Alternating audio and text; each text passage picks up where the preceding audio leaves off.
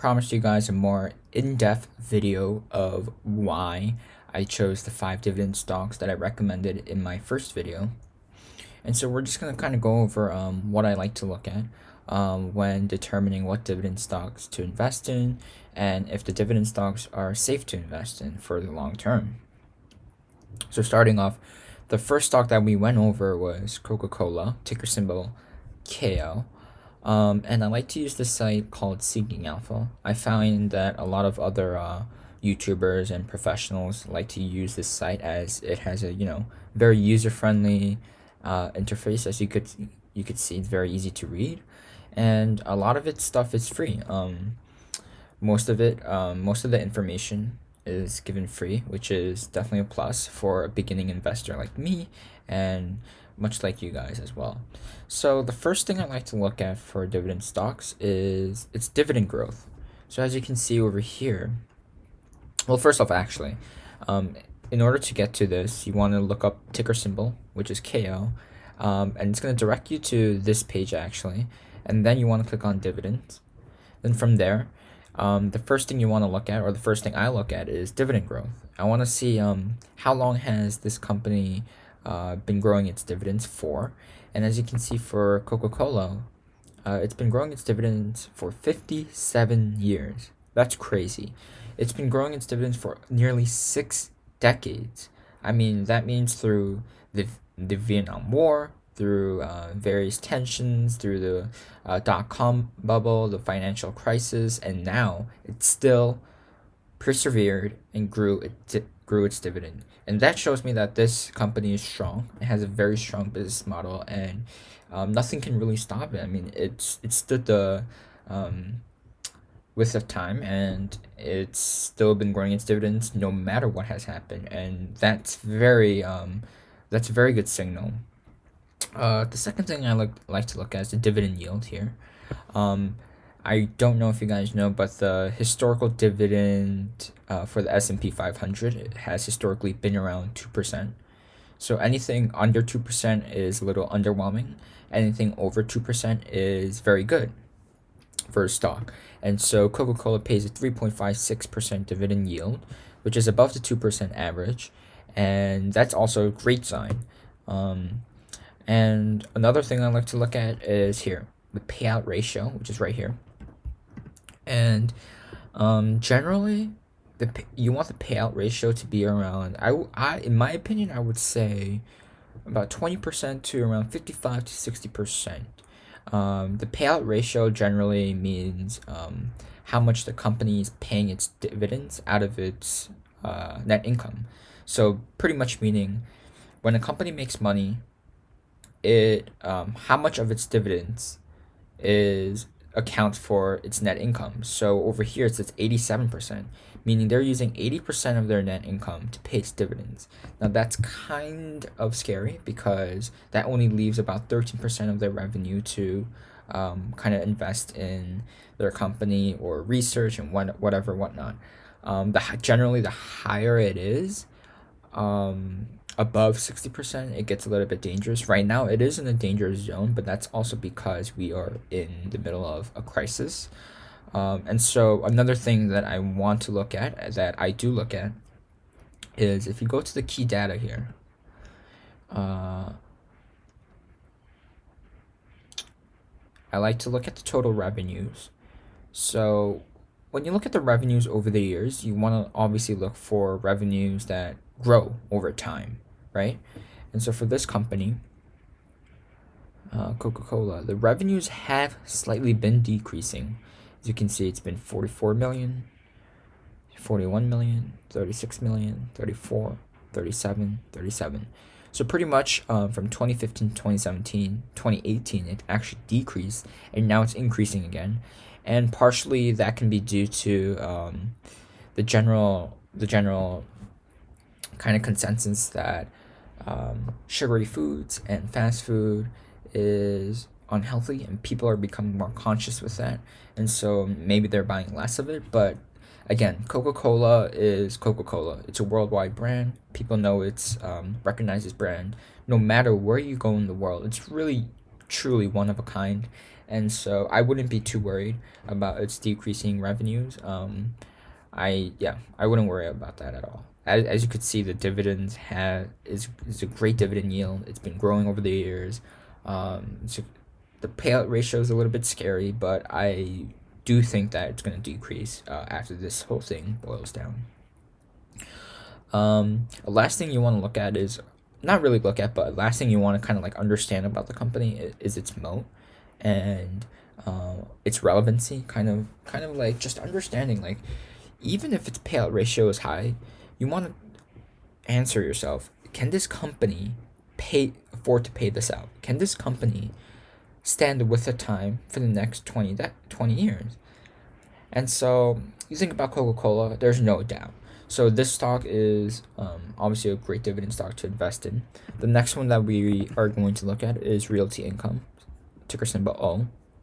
Remember, these are all stocks that we went over in my first video, so definitely take a look at that. And so we're just going to go over the same thing here. Realty Income has a dividend growth of 26 years, so about 3 decades. That's a great dividend growth consistently. And its dividend yield 5.10%. That's again amazing, above the 2.2% average of the S&P 500. That's great. And the payout ratio.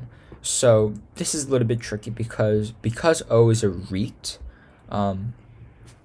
REITs generally have higher payout ratios, and that's simply due to the fact that REITs are mandated to kind of give a return to their shareholders. So it's expected that companies like O are supposed to have higher payout ratio. So 84.59% is actually a pretty good payout ratio for REIT. Generally between, I would say, 70 to 90% for REITs is in the average, and anything above 90% is dangerous. So 84.59 is perfectly in there. Now again, because it is a REIT and O leases buildings to companies, obviously that's a bit scary, given that during this time nobody is paying rent and nobody is pretty much leasing out buildings, blah blah blah. But again, O is a very strong company. It has great dividend growth, and it's the companies that it leases to are all big Fortune 500 companies, so that's great. Again, you want to look at the key data, and you want to just quickly go over the revenues. Let's see if it will show up. So yeah, so it's revenues. As you can see over the years, over here, total revenue 1,023, 1,103, 1,215, 1,327. So it's been growing over the years, constantly growing, gradually, and that's a great sign. And yeah, so that's for O. And again, you want to think about the moat. Will it survive the next 20, 30 years? And given that it leases to companies like Home Depot, Walgreens, FedEx, all these companies, it's gonna stay. I mean, it's not going anywhere anytime soon. The next company that we talked about was AT&T, ticker symbol T.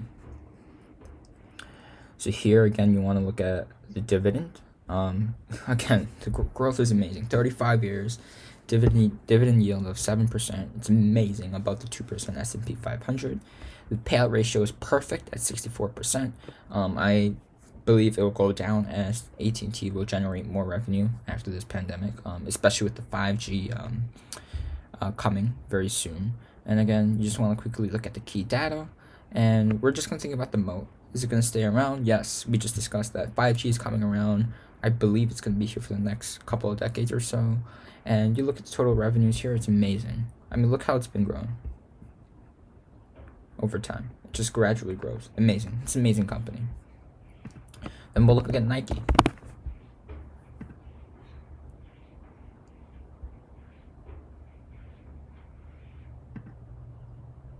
Okay, so actually let's look at the revenues for Nike. And over the years, again, over here, it's been growing. You want to look at gross profit as well if you want to, and it's been growing gradually, both. So that's great. You want to look at the dividend growth, 18 years, 2 decades. That's another amazing dividend growth. Now it's dividend yield. is under the 2% S&P 5, the historical 2% as for the S&P 500 at 1%. So it's actually very underwhelming. But the reason why I love this company is you look at the payout ratio, extremely low. And what that pretty much tells you is that means they have a lot of leftover net income to reinvest, to sponsor athletes, to make more shoes, to pay their workers, and kind of do their due diligence for the future. And obviously, Nike being Nike, it's not going anywhere as well. This is a very solid company, very solid dividend stock. It pays a 24-cent quarterly dividend, so that's great as well. And the last stock that we went over was Procter & Gamble, ticker symbol PG. This one's a little bit on the pricier side at $115.